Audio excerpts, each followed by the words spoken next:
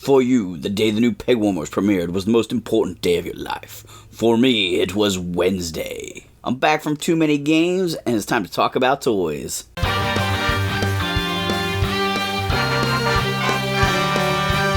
Welcome to Pegwarmers, I'm Kevin, and I'm here to talk about toys. Today, we've got a lot to dig into. We're going to circle back to some stuff from last week with the Super7 O-Ring figures. We're going to talk about the HasLab Snow Cat, as well as some retro collection figures. And I'm not going to focus on it too much today, but Big Bad Toy Store just recently had the Loyal Subject mask toys. Let me know in the comments down below if you guys picked up any of those. Last week on the show, we talked about the movie collection figures from Super7, new O-Ring Joes. They just came in a few days ago, and it's time to take them out of the package and check them out. One thing I did notice, Falcon's got a much bigger bubble than the rest, but he's wearing his backpack in the bubble. I'm going to start with Falcon because he's the star of the show. I think his card art looks pretty good and captures the brown to green ratio almost a little better than his action figure does. On the back here, shows off all the characters we already know. No hints at anybody new. Vincent R. Falcon, Military Specialty Infantry, Secondary Military Specialty Medic, birthplace Fayetteville, North Carolina. If you guys are big G.I. Joe fans, you might already know this, but originally Falcon was going to be Hawk's little brother, which is why they went with the bird name. And then they decided to switch it to Duke's half-brother because I guess they thought it played better. Maybe cut out the nepotism angle. Not really sure. But I thought that was kind of a fun thing. I definitely played up that idea in my storylines as a kid, but I definitely used a lot of stuff from the movie in my storylines because it was like the biggest piece of media and the piece of media from G.I. Joe that I could rewatch. I didn't have any episodes of the TV show on tape, but I did have the movie taped off TV, so it was just sort of the thing that I would rewatch a lot, so it would ignite my my passion for storytelling in the G.I. Joe realm. Oof, I feel like I warped his shotgun trying to get it out of the package there. One of the first things I'm noticing, and I did check this on purpose, was we talked before about the G.I. Joes all having swivel heads like the early Joe figures, 82, 83, 84, and it seems like they're starting to build a little bit of a ball joint in here because Falcon's head definitely can lean forward. It definitely does twist a little bit. It does not go all the way around, though. It sort of has a arc to it. Like, it can only go so far, but it does seem like it tilts down a little bit, so maybe that's an improvement. He definitely has those skinny arms, like a 82, 84 guy, and even pretty skinny legs. You know, Falcon kind of comes from that era where the figure started to bulk up. Not superhero proportions like they were in the 90s, but, you know, definitely a little bit more muscular. He is mostly brown with a little bit of green camo. I really think they either needed to do a different shade of green or more green on him. I don't dislike the figure, but I don't really think it represents the animation that well. Looks like he's got painted flesh tone. It seems like the flesh on his arms is painted, which is kind of a shame. It would have been nice if they could have molded them in a flesh-colored plastic, because that's going to increase the chance of paint wear. I do think his face is pretty nice. The original figure had a little bit of a baby face, a little bit of the, like, you know, rounded cheeks, which, you know, was okay, but not great. His backpack looks pretty good. Obviously, it is missing the knife feature from the original one, and it's pretty hollow looking on the inside there. Saving some plastic, I guess. The peg, is this the first backpack in this line? I think so. It looks like a knockoff backpack, not quite like a G.I. Joe backpack with the peg shape. It's very flat and stumpy, which is fine. It just is funny to me because that's sort of like that peg.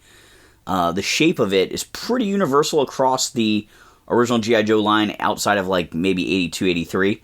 And it often, you can tell the difference between like a knockoff style brand and a G.I. Joe figure backpack based on that peg. He can be posed with his shotgun pretty well. I've got him here holding it with his left hand. Can he hold it in his right? Seems to fit that way for me as well, so that's pretty good. Like I said, I do like his face being a little bit more serious and a little thinner. It seems like his entire head is painted also, so I don't know if the entire figure is molded in the brown plastic that his uniform is molded in. And then they painted the arms and the face and the beret and everything. The original figure had his body molded in green, but I believe his head and his arms were molded in the skin tone plastic. He has a little flashlight on his side pocket, and his boots are pretty generic here. The original vintage figure had a little bit more going on with his boots, but I don't think that was really accurate to the animation. So overall, I think this is pretty cool. Be fun to have him battling Serpentor at the end of Cobra La, you know, while they're waiting for to get the BET warmed up. But yeah, I want to love this figure because I really do like Falcon, and I'm glad that we have something that looks a little bit different, not a straight repaint or recreation of the original figure. But he's not quite what I want. He's not quite perfect. I don't usually rate figures on a scale of 1 to 10, but I like the sculpting for the most part.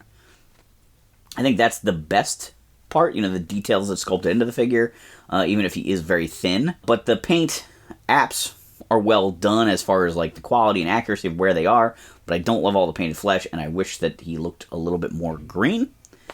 His accessories seem to be okay to me. So overall, I'm going to give him sort of a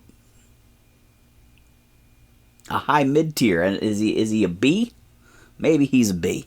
Next up, I'm checking out the Royal Guard because I've been really interested in these guys. Bred and surgically enhanced for size, strength, and endurance, the Royal Guards of Cobra La are responsible for the personal protection of Globulus, supreme ruler of the Hidden Valley. Where were these guys at the end of the movie to save him? It was very, very Emperor and no guards kind of situation.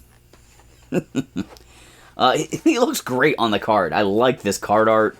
The figure really kind of pops in the package there. They look great carded. I did do a little army building, so I picked up 3 Royal Guards.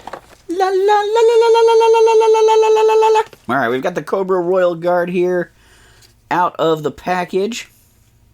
The first thing I'm checking out is his head. It moves forward and back. It moves a little bit side to side, and it does seem to be a ball joint because, like I said, it moves forward and back. His antenna is permanently attached. It is a slightly flexible material, so it doesn't seem like that should snap off, hopefully. That looks pretty good. On to the next thing that I've been wondering the most about is this cape. It is not very clothy. It is sort of that, not vinyl, but glossy fabric. Maybe makes me think of the first wave of Superpowers figures from McFarlane. I don't know if they fixed those capes. I think they did. But I remember the first wave being real stiff, and that's kind of the way this is. It's even a little, like, wrinkled from being in the package. It definitely is shaped like a Kenner Star Wars cape with the armholes there that the arms just loop through, or almost like a Lego figure cape, you know. But it is a cape, and that's something these characters were supposed to have. I do think his arms and legs might be I do think his arms might be just a little bit bulkier. I'm actually going to look at him next to Falcon. Yeah, I think his legs are about the same on skinniness, but his biceps definitely do, and his wrists maybe even too, seem just a little bit chunkier, which is kind of one of those things I've been saying I would love to see with this line. There's a little bit more heft to them. He's got a lot of nice painted details on his chest there, giving him that brown coloring that really was kind of dropped on the original figure, or was never on the original figure, but was in the cartoon. He's got nice articulation, you know, like a standard O-ring G.I. Joe figure would have with his arms and his legs and everything like that, to be able to put him in some fun fighting poses. And then he comes with his scythe weapon. It does not fit great in his hand. I kind of struggled to put it in there, although now maybe I have his thumb stretched out a little bit to make it fit there. It's a little small or oddly shaped to me, and it might be spot on the animation. It might just be because I'm so used to that vintage one being so big and hook-shaped and everything, that this one looks a little bit off. But this figure is cool. I'm actually really pleased with him. I think I like him more than I like the Falcon figure, and that's good because I bought 3 of them. The last of the movie figures I have to check out is Jinx. File name, Top Secret, Military Specialty Intelligence, Secondary Military Specialty Finance Clerk, Birthplace Los Angeles, California. Jinx studied and completed in 3 forms of martial arts from the time she was 7 until she graduated from Bryn Mawr. Upon arriving in Japan for a vacation, she discovered that her family had been ninjas for generations, and she was officially initiated into the clan. Jinx was recruited for the Joe team by Snake Eyes. Jinx was a hugely important G.I. Joe character to me as a kid. Growing up on the cartoon, seeing Scarlet and Lady J kick but all the time. I was really excited to have a kick-ass female character on my Joe squad as a kid, and Jinx and Zorana were the first 2 female figures I ever got.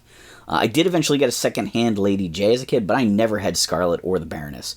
And so Jinx got used a lot in things I played. She was very important to a lot of stories we made up that were not canonical, did not follow the plot of the movie or any other G.I. Joe media, but she was often sort of in a, important leading lady, and also kind of the love interest role for a lot of the other Joe characters through various stories. In fact, a lot of times she got paired up with Flint until eventually I got Lady J, and then she didn't need to be Flint's girl. But it's cool to finally have her unmasked. She has, an all-new head sculpt there. Well, her whole body is a new sculpt, but that's sort of a new design that we've never seen as a figure before, whereas her ninja outfit here is, similar to her original figure. They did a pretty good job of, again, trying to make her slim. The original figure, they kind of pushed the envelope on some of the girl characters, trying to slim down their waist pieces a little bit more than the standard buck to make the female figures look a little bit more feminine. She does not have the nail polish detail that the original figure had, which was a very tiny paint app. I love the larger dragon deco, and the G.I. Joe logo on her leg looks pretty good. Originally, the figure for the vintage line was supposed to have the G.I. Joe logo and that larger dragon, and they were changed or dropped. She looks pretty good.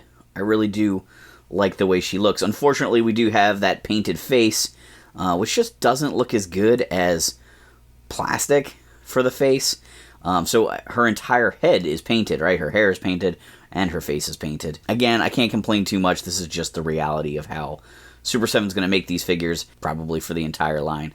But it does give, this outfit a really shiny look, and then the face a really flat look. Again, no traditional weapons for her. She just has the battling sticks, or her gladiator weapon. I think they're called punji sticks.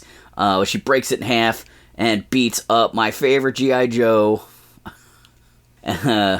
after she puts her blindfold on. So I do need to try and find a little blindfold if I'm going to pose her with these sticks. It would be cool to have her have the blindfold hanging loose around her neck or something like that, or on the ground at her feet after she beats Beachhead. Her head definitely moves up and down and side to side. That side-to-side motion, again, is very limited. So it's not quite a ball joint, but it is more of a ball joint, maybe, than some of the other ones were. I would love it if they could just fix it. I know you don't need the head to go all the way around, but there are times where I want it to turn more than this much. This is all the motion she's got. You can't do a, cross your shoulder kind of look. And I just think that the more motion you can get, even if it's too much motion, is better, right? You can stop the character, you can stop yourself from turning the head all the way backwards. But when it's really limited, it limits you. All her other articulation seems great, and I'm really kind of excited to have this Jinx. I think as far as details of the sculpting goes, Jinx is probably the weakest of these 3 figures, but her uniform has very few details to it. She's a pretty basic outfit. In fact, they added a distinct seam on her chest for where the gi closes that I don't really think is in the animation or the vintage toy. But maybe they just felt like it was just too simple. She has a little bit of cuff detail on both of her wrists and her ankles, and then of course she has her belt tied around her waist. But for the most part, it's pretty minimal detailing on her. Her paint details look really clean and crisp. Her accessories are fitting and something new and something different, but not necessarily super universal. They're not great for playing out other G.I. Joe missions, mostly for recreating that one specific moment from the movie. I think I like her more than the Falcon figure, but definitely less than the Royal Guard. Did you guys get any of these new Super 7 figures? What do you think about them? Who's your favorite? I did finally order Cobra Commander from Entertainment Earth. He hasn't come in yet, but I'll definitely show him off on a future episode. The next couple figures I have to take a look at come from Hasbro Pulse, and they're part of the retro card collection. But before we dig into these guys, I do want to talk about the HasLab Snow Cat. So as part of GIJoe June, Hasbro Pulse has announced the next HasLab vehicle will be the Snow Cat. So they originally did the Hiss Tank for Classifieds. They did the Dragonfly for Classifieds. Then they did the Cobra Rattler. And now they're doing the Snow Cat. So we're 2 for 2. 2 good guys, 2 bad guys, 2 land vehicles, 2 air vehicles. I bought the Hiss Tank and loved it.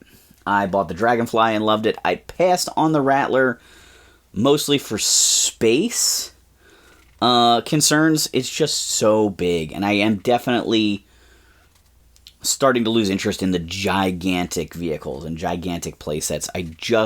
I know that I am running out of space.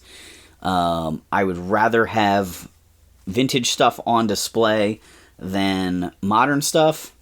I'd rather spend money on some vintage grails than buying all of the new stuff all the time. So that being said, there are some vehicles from G.I. Joe that I absolutely love. I talk about the Tomahawk all the time, being my favorite G.I. Joe toy. If they did that for classifieds, I'd probably be in trouble because I probably would have to get it. My love for Lift Ticket and the Tomahawk is pretty deep. The Snow Cat, on the other hand, great vehicle, lots of fun. Had it secondhand as a kid. I actually tried to mail order the Snow Cat from Hasbro Direct as a kid, a mail order thing, and they ran out of stock or something like that. I actually got a letter back from Hasbro with a refund check for the couple bucks. And I don't remember if the letter had some flag points on the bottom or not, because I had turned in flag points and money for it. But I never got my mail-away Snow Cat, and there were some other things I ordered that same day, and I never got those other things. And my mom stopped letting me order stuff from Hasbro Direct, and doing mail orders in general she got really weird about after that, which was disappointing as a kid, because we didn't do it a lot. But you know how there was premium stuff to mail away for, I got the Hooded Cobra Commander as a kid. So, the Snow Cat, anyway, from Hasbro Pulse. Big vehicle. You can put 2 guys in the crew cab. There's space to hang guys off the side like the original, or you can take the missile launcher out of the back and put some guys in some seats in the back. So it kind of has a personnel carrier level to it, or almost like a pickup truck kind of vibe when you take that missile launcher out, which was common when I was a kid. The missile rack would break, and people would pretend the bar that the missile rack was on was like a cannon and put guys in the back around it, things like that.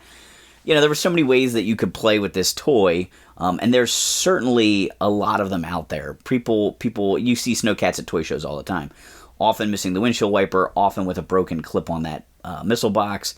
But between the retail release and the mail-away offering, there are a lot of Snow Cats out there. So a lot of kids had it, a lot of kids like it, got used in the animation some. So it's a cool vehicle to have. It's coming with Frostbite, of course, the original driver. He looks great. The vehicle has the windshield wiper, has light-up cockpit and all that stuff. And I've said before, I don't really need the light-up stuff. It's neat that it's built in there, but it does add a cost, and I never really use any of those lights after that first time.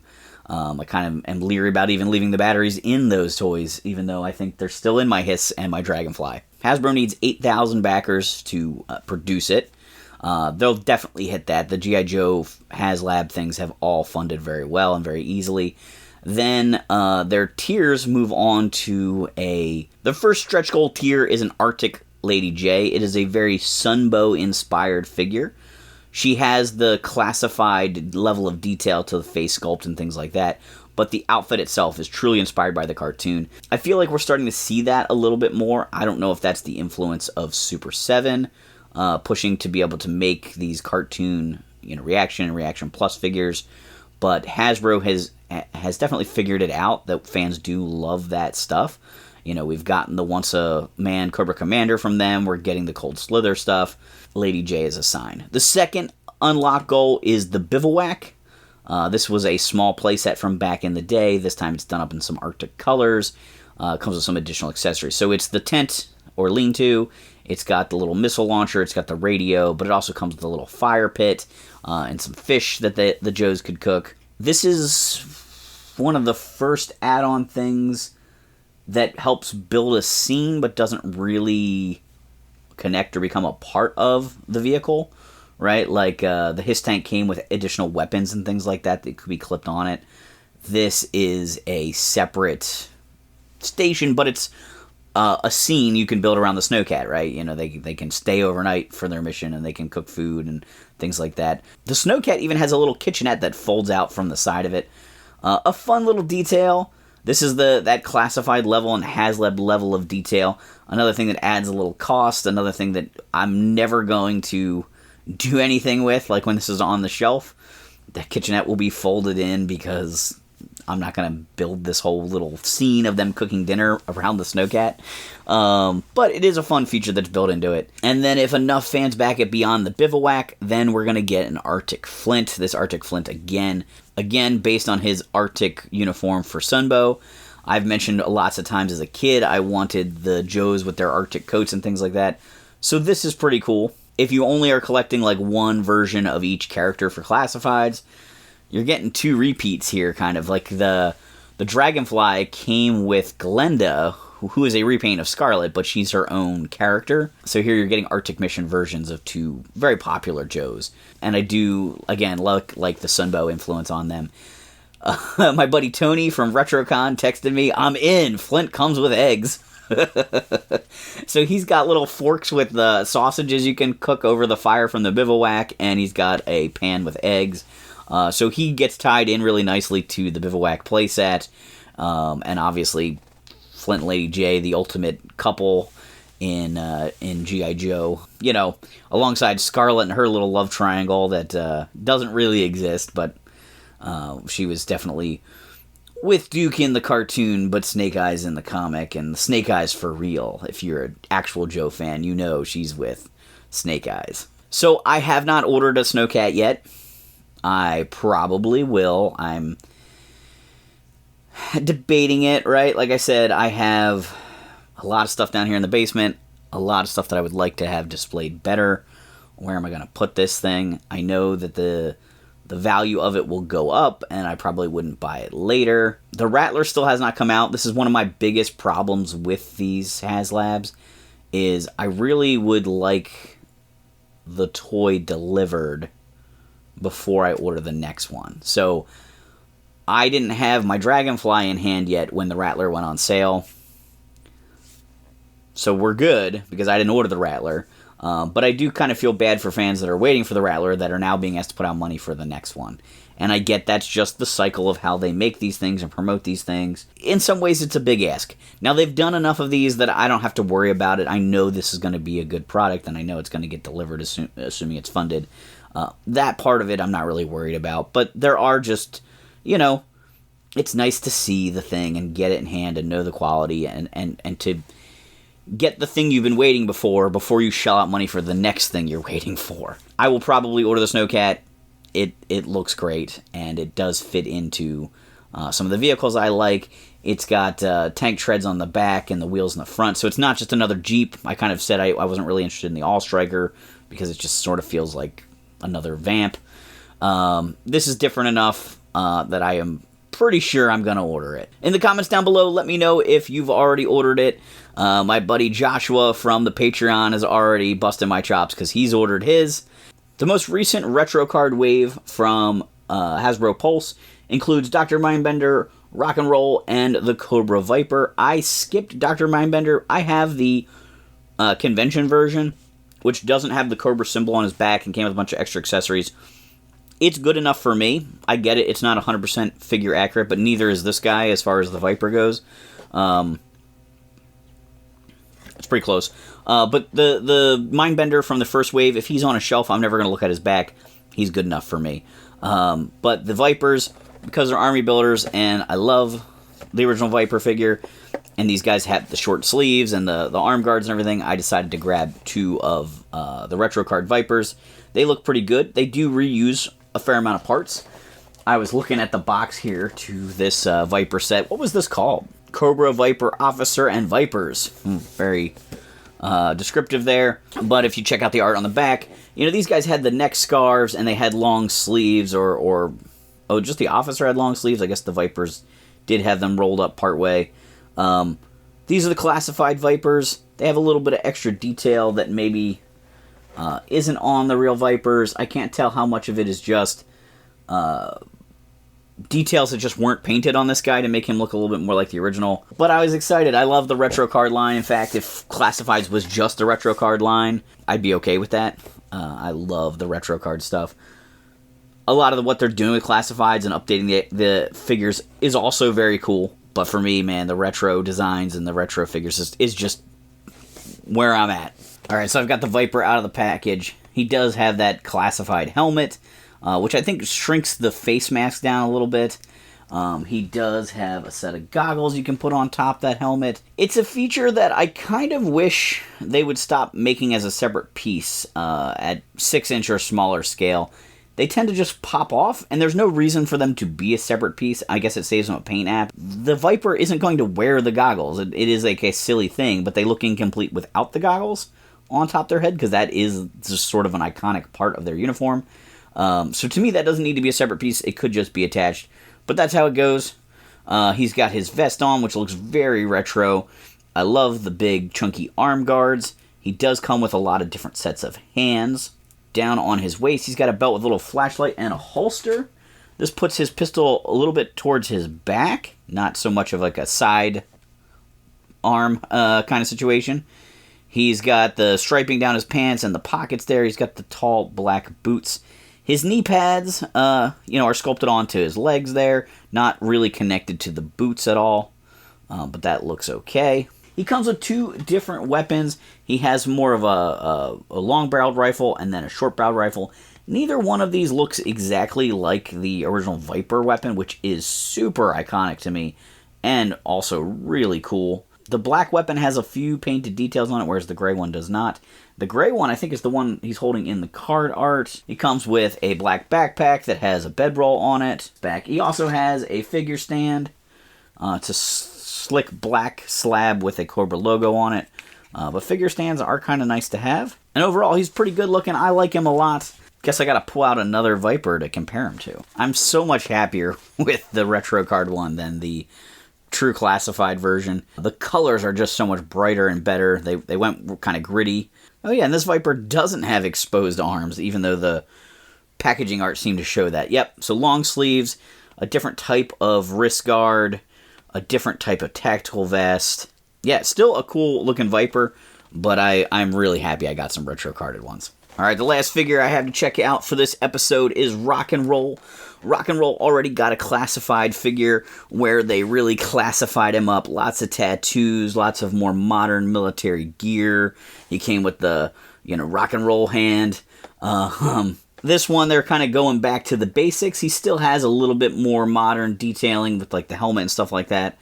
But he is a green shirt, which is what, I love about Rock and Roll. Super glad they did this. We have Grunt, we have Hawk, we have Rock and Roll. Who else do we need in this kind of uniform? They did a pretty original Snake Eyes and a pretty original Scarlet, of course, but those guys were never really green shirts. I guess we've had Stalker. Did he get a fairly traditional figure already? Or maybe he got a retro card one. There's definitely a lot of characters. I see a lot of people. Oh, we've gotten a pretty decent, pretty regular looking Breaker. People have been clamoring for Flash for a while. I'm kind of shocked they've been holding out on him for so long. Alright, we got Rock and Roll out of the package. He's got his bandoliers on there. Kind of the thing that made Rock and Roll so awesome back in the 80s. He's got some pouches on both of his legs here. The one is actually a holster. He does come with a pistol. Pretty sure I've seen this holster on another Joe. Can't think of who it is off the top of my head. He's got a canteen permanently sculpted on the back of his belt. And there is a peg there for his walkie-talkie accessory. So we can peg that on there. We got to bend his arms, get him ready for holding this machine gun. Let's pop his helmet on. So like I said, the helmet is a little bit more modern looking. It's not quite the 82 style helmet, which is very Vietnam, I guess, esque. So I get them wanting to update that a little bit to make these guys a little bit more modern in aesthetic. It's got that unclasped chin strap, which is kind of the way they go with this line. The vintage figures just didn't have straps on their helmets at all, which isn't really accurate. I like the undone strap for some of the casual characters. I could see Rock and Roll, and I could see Clutch maybe going into battle with the chin strap undone. For some guys, they're a little bit more buttoned up or a little bit more professional maybe. I'd rather the strap just not be there. So he's got his machine gun. It's got a bipod on it. I'm pretty sure we've seen this machine gun already in the line. Maybe with the other Rock and Roll, or maybe with a different character. It also comes with a little ammo canister. Oh, you know what? I may have the Walkie-talkie clipped in the wrong spot. I'm not sure. There is a second buckle on his belt, or a second hole in his belt, and that might be for the ammo box here. I don't know where the walkie-talkie goes versus the ammo box. Then he does come with an ammo belt. You can feed the belt through the gun, I think. And there might be a way to clip this onto the box itself. He keeps wanting to pop off his belt. It's going to take a little bit of futz, and this is the problem with shooting these, straight out of the package. It doesn't give me a lot of time to try to figure out how to make them work. Oh, that definitely is going to clip on there. Yeah, it looks like the belt will clip onto the extra bullets on this ammo strip. This is certainly a feature that the original figure didn't have. There was no ammo strips loose. Probably part of the reason why they dressed him wearing the belt loops on his chest. But a fun detail, to kind of make a 6-inch figure a little bit more accurate and detailed. Rock and Roll also comes with that rock and roll hand as well as a fist option if you want him to be a little bit of a brawler. Alright guys, this has been another G.I. Joe heavy episode. I hope you enjoyed it. In the comments down below, let me know what's new to your collection or what things I picked up that you think look the best to you. Make sure you hit the like button, tell YouTube this is quality content. Hit the subscribe button if you haven't done so. If you want to support the channel further, consider joining us on Patreon. But most of all, thanks for hanging on the peg with me.